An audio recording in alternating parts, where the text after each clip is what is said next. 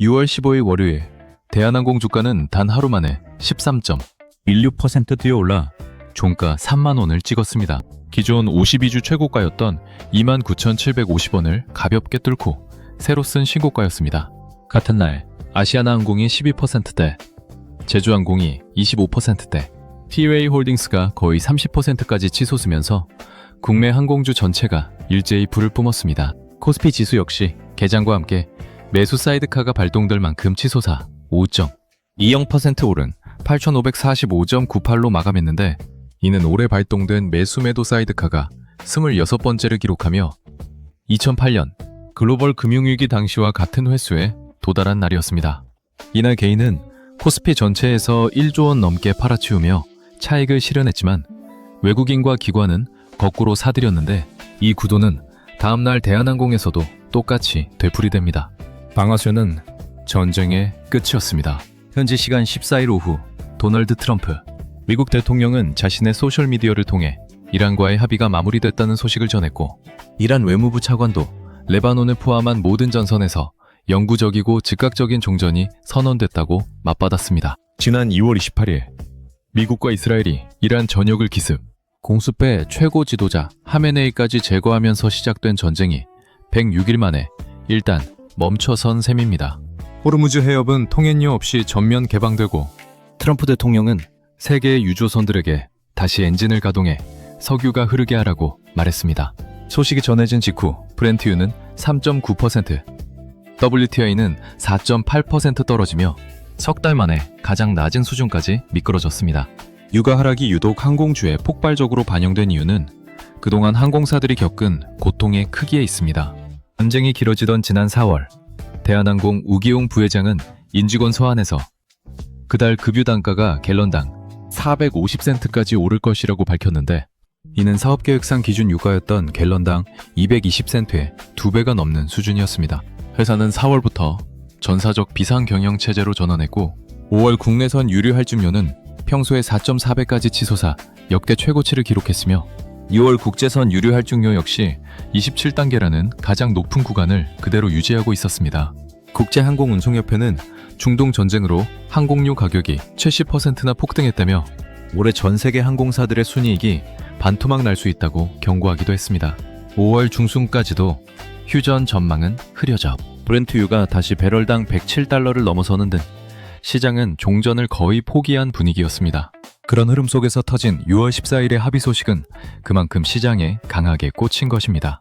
사실 대한항공이 외부 충격 앞에서 이런 식으로 버텨낸 것은 이번이 처음이 아닙니다. 6년 전인 2020년 코로나19로 전 세계 여객기가 멈춰서면서 대한항공의 여객 매출은 74%나 증발했고, 전체 매출은 40% 줄어든 7조 4,050억 원까지 쪼그라들었습니다. 그때 회사가 꺼내든 카드는 화물이었습니다.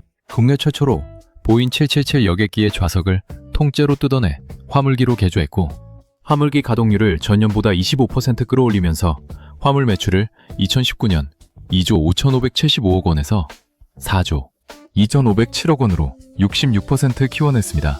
그 결과 회사는 영업이익 2,383억 원을 지켜내며 흑자 비행에 성공했습니다. 여객과 화물이라는 두 개의 엔진을 가진 비행기처럼 한쪽이 멈춰서도 다른 쪽이 추력을 유지해준 셈입니다. 같은 바이러스를 맞았지만 화물로 전환할 체력이 없던 아시아나항공은 3조 6천억 원 규모의 공적 자금을 지원받아야 했고, 그 빈틈을 파고든 대한항공은 그해 11월 인수이양서를 제출하며 5년 6개월짜리 인수합병 대장정을 시작했습니다. 같은 위기, 다른 선택, 다른 운명이었습니다. 이 화물이라는 두 번째 엔진은 2026년 1분기에도 똑같이 작동했습니다.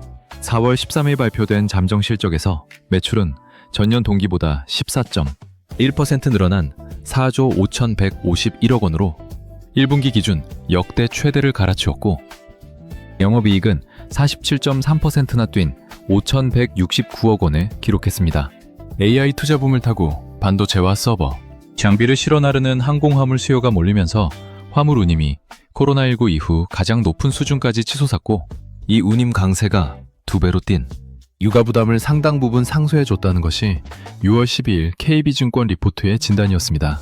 전 세계 항공사 순이익이 반토막 날 것이라는 경고가 나오던 시기에 영업이익이 거꾸로 47% 늘었다는 것 자체가 이례적인 성적표였습니다. 이미 국내외 증권사 12곳 가운데 매도 의견을 낸 곳은 단 한 곳도 없었고 평균 목표 주가도 3만원대 초반에 형성돼 있었는데 KB증권이 그날 제시한 목표 주가는 36,000원이었습니다. 사흘 뒤 주가가 단숨에 3만원까지 따라붙으면서 상승 여력의 절반 가까이가 단 하루에 메어졌습니다. 6년을 끌어온 아시아나항공과의 통합도 같은 시기 결승선에 다다랐습니다. 5월 13일 양사 이사회가 합병 계약 체결을 승인하면서 합병 비율은 대한항공 1대 아시아나 0.2736432로 확정됐고 통합법인 대한항공은 2026년 12월 17일 정식 출범할 예정입니다. 이번 합병으로 대한항공의 자본금은 약 1,017억 원 늘어나고 장기적으로는 합병 시너지로 연간 3,265억 원의 순이익이 추가로 붙으면서 연간 영업이익이 시장 컨센서스를 94% 웃돌 것이라는 전망도 나왔습니다. 다만 두 회사 조종사 노조 사이의 근속 서열을 둘러싼 갈등과 운항증명, 통합심사는 2027년까지 이어질 수 있다는 우려도 여전합니다. 코로나 시절 받았던 3조 6천억 원의 공적 자금은 이미 전액 상환을 마쳤습니다. 6월 16일 현재 주가는 전날 종가 3만원에서 2.83% 빠진 2만 9,150원대에서 움직이고 있고 시가총액은 10조 7,336억 원까지 불어났습니다. 이날 시가는 29,500원으로 출발해 고가 29,700원, 저가 28,500원 사이를 오가며 251만 주, 거래대금 732억 원어치가 거래됐습니다. 다만 이날 수급을 들여다보면 개인은 32만 3,475주를 순매도한 반면 외국인은 20만 8,825주, 기관은 11만 6,471주를 각각 순매수했습니다. 전날 코스피 시장을 물들였던 개인 매도, 외국인 기관 매수 구도가 대한항공 한 종목 위에서도 그대로 재현된 것입니다. 업계에서는 호르무즈 해협이 다시 열려도 기뢰 제거와 항로 안전 확인을 거쳐 원유와 나프타, 공급망이 전쟁 이전 수준으로 완전히 정상화되기까지는 짧게는 한두 달, 길게는 6달이 더 걸릴 수 있다고 보고 있습니다. 6월 14일의 합의 역시 아직 정식 조약이 아니라 양해각서일 뿐입니다. 공식 서명식은 6월 19일 스위스 제네바에서 열릴 예정이고 서명 이후에도 비핵화와 제재 해제라는 핵심 쟁점을 두고 60일간의 본협상이 남아 있습니다. 해외 일부 매체는 이번 합의를 두고 본질적으로는 또 한 차례의 휴전 협정에 가깝다는 평가를 내놓고 있습니다. 13.16%, 3만원, 그리고 19일이라는 숫자들이 지금 대한항공의 주가 판유에 동시에 떠 있습니다.